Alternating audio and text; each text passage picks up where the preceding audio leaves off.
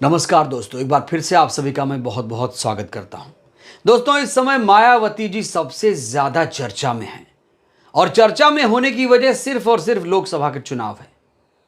जब लोकसभा चुनाव की शुरुआत हुई तो मायावती जी को किसी ने तवज्जो नहीं दी। विपक्षी दलों ने उन्हें नजरअंदाज किया।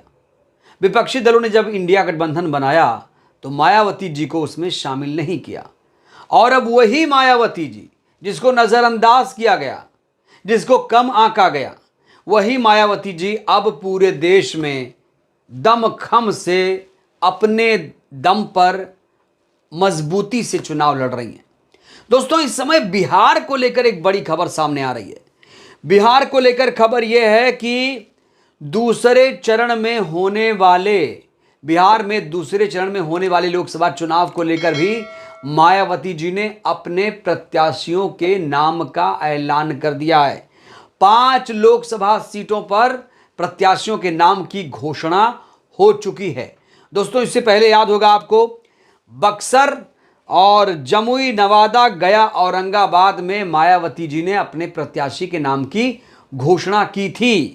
बक्सर में जहां अनिल कुमार को प्रत्याशी बनाया गया, वहीं जमुई में सकल देव को अपना उम्मीदवार उतारा, नवादा में रंजीत कुमार को, गया में सुषमा कुमारी को, तो औरंगाबाद में सुनेश कुमार को मायावती जी ने अपना प्रत्याशी घोषित कर दिया है। वहीं दोस्तों, दूसरे चरण को लेकर भी खबर सामने आ चुकी है। दूसरे चरण में होने वाले चुनाव को लेकर मायावती जी ने प्रत्याशियों के नाम घोषित कर दिए हैं। कौन कौन से वो प्रत्याशी हैं, आइए जरा नजर डाल लेते हैं एक बार में। दोस्तों, दूसरा चरण जो है बिहार में, वो 26 अप्रैल को यहां पर चुनाव होने वाला है और 19 अप्रैल को पहले चरण का चुनाव होने वाला है। उसको लेकर अपने प्रत्याशियों के नामों की सूची पहले जारी कर चुकी हैं और अब 5 लोकसभा सीटों को लेकर मायावती जी ने नाम फाइनल कर दिए हैं। कौन कौन से नाम हैं? किशनगंज से बाबुल आलम का नाम सामने आ चुका है।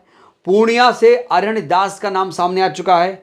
भागलपुर से पूनम शुक्ला को मायावती जी ने अपना प्रत्याशी घोषित किया है। बांका से अरुण कुमार दास को मायावती जी ने अपना प्रत्याशी घोषित किया है।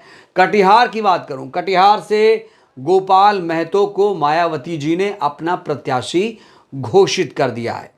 तो दोस्तों, वैशाली को लेकर भी खबर सामने आ चुकी है। जैसा कि आपको मालूम है कि वैशाली से शंभू कुमार सिंह इस बार मैदान में जा रहे हैं।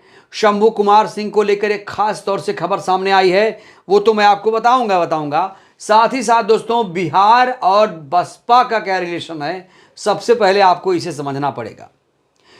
क्या आपको मालूम है कि पहली बार बसपा ने बिहार में चुनाव कब लड़ा? 1989 में पहली बार लोकसभा के चुनाव में बसपा उतरी थी। क्या आपको मालूम है कि लोकसभा के चुनाव में बसपा की अब तक सर्वोत्तम जो उपलब्धि है कब हासिल हुई थी? तो आपको बता दूं कि वो 15वीं लोकसभा का चुनाव था जब बसपा को 21 सीटों पर जीत हासिल हुई थी। लेकिन दोस्तों, आपको जानकर हैरानी होगी कि अभी तक बसपा ने बिहार में खाता नहीं खोला है। 2020 के विधानसभा के चुनाव में मायावती जी ने 1 सीट हासिल की थी, बसपा ने 1 सीट जीती थी। AIMIM के साथ बीएसपी ने 2020 में गठबंधन किया था और बसपा को फायदा हुआ था। लेकिन इस बार बसपा अकेले ही अपने दम पर चुनाव लड़ रही है। दोस्तों, जैसा कि आपको मालूम है कि बिहार में 40 लोकसभा सीटें हैं।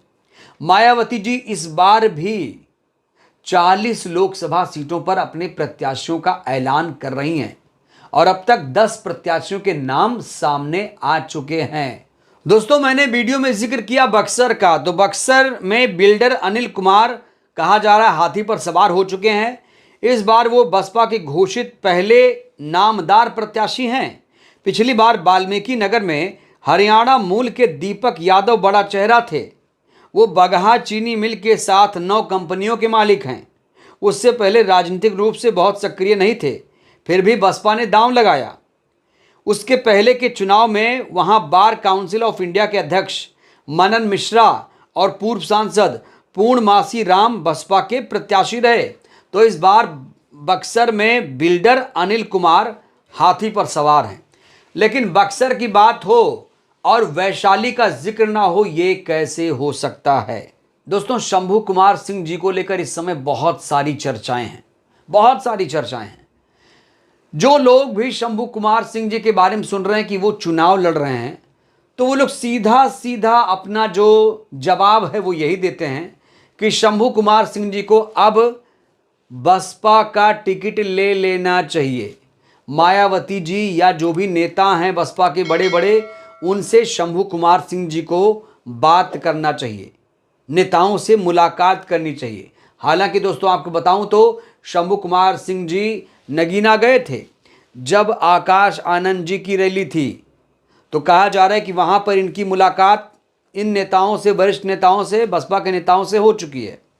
दोस्तों आपको याद होगा वैशाली में आरजेडी की तरफ से मुन्ना शुक्ला का नाम चल रहा था, लेकिन खबर आ रही है कि आरजेडी ने मुन्ना शुक्ला के नाम पर असहमति जता दी है, यानी मुन्ना शुक्ला अब वहां से प्रत्याशी नहीं होंगे।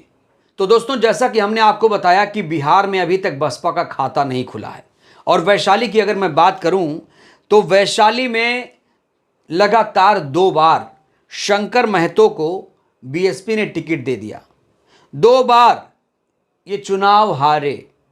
बड़ा सवाल, क्या इस बार भी शंकर महतो को मायावती जी टिकट देंगी या फिर शंभू कुमार सिंह जी को टिकट मिलेगा?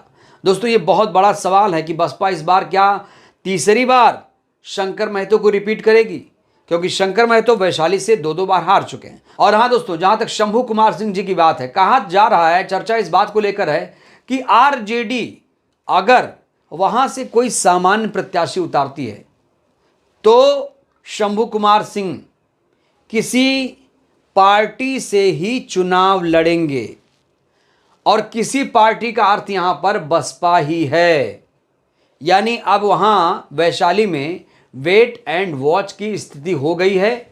शंभू कुमार सिंह जी ये इंतजार कर रहे हैं कि आरजेडी का प्रत्याशी किस कैटेगरी का रहेगा। अगर आरजेडी वहां पर ओबीसी प्रत्याशी उतारती है तो शंभू कुमार सिंह जी निर्दलीय या कहिए कि खुद ही वो चुनाव लड़ेंगे।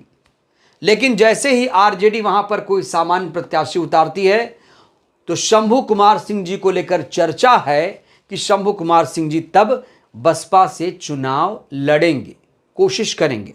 हालांकि खबरें लगातार दोस्तों कई सारी आ रही हैं कि शंभू कुमार सिंह जी को बसपा का टिकट मिल चुका है, वो अभी डिस्क्लोज नहीं करना चाहते हैं, और मायावती जी ने उनका नाम फाइनल कर दिया है। कहा जा रहा है कि जब तक सूची पर नाम नहीं आ जाता तब तक इसको डिस्क्लोज नहीं किया जाएगा। तो दोस्तों शंभू कुमार सिंह जी के बारे में बहुत सारी खबरें इस समय चर्चा में चल रही हैं।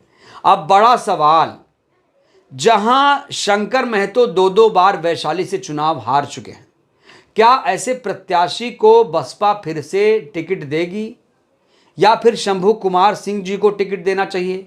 क्या शंभू कुमार सिंह ने कोशिश की, क्या बड़े बड़े नेताओं से मुलाकात करके अपनी बात रखी? ये भी बड़ा सवाल है। और जो लोग ये कह रहे हैं कि शंभू कुमार सिंह जी को बसपा से टिकट मिल चुका है, वो किस आधार पर कह रहे हैं? तो दोस्तों शंभू कुमार सिंह जी के बारे में बहुत सारी चर्चा है। अब कन्फर्म होने वाला है, 2-3 दिनों का वक्त और बचा है, और खबर है कि वो बिहार के दौरे पर जा रहे हैं, और उन्हें टिकट मिलेगा, निर्दलीय लड़ेंगे, ये तो उनका फैसला है। लेकिन पूरा जो बहुजन समाज है खास तौर से, वो इस समय यही चाहता है कि शंभू कुमार सिंह किसी पार्टी से चुनाव न लड़ें, सिर्फ और सिर्फ बीएसपी से वो चुनाव लड़ें। अगर वो बीएसपी से चुनाव लड़ते हैं तो हार कर भी वो जीत जाएंगे। वो डायलॉग है ना कि हार कर जीतने वाले को बाजीगर कहते हैं।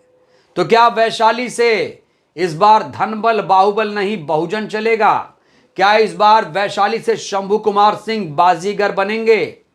जनता तो यही कह रही है बाजीगर तभी बनेंगे जब बसपा का टिकट उनके हाथ में होगा।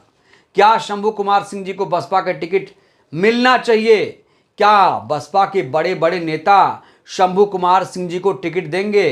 क्या शंभू कुमार सिंह इस लायक हो चुके हैं कि उन्हें अब बसपा के लोग टिकट दे दें? अब देर ना करें, क्योंकि देर किया तो वैशाली 2 बार हार चुके हैं, 2014, 2019 में। इस बार प्रत्याशी नहीं बदला तो फिर से वैशाली बसपा हार जाएगी। दोस्तों ऐसी भी चर्चा शुरू हो चुकी है, क्योंकि शंकर महतो का मैंने जिक्र किया। शंकर महतो 2 बार चुनाव हार चुके हैं, और ऐसे में बसपा के सामने एक बड़ा विकल्प के रूप में सामने आ चुके हैं शंभू कुमार सिंह। शंभू कुमार सिंह जी पर क्या बीएसपी सुप्रीमो दांव लगाएंगी? क्या शंभू कुमार सिंह जी को बीएसपी का टिकट मिलेगा? दोस्तों, इसको लेकर आपकी क्या प्रतिक्रिया, अपनी प्रतिक्रिया आप लोग जरूर दीजिए। बहुत बहुत धन्यवाद, शुक्रिया। जय भारत, जय संविधान।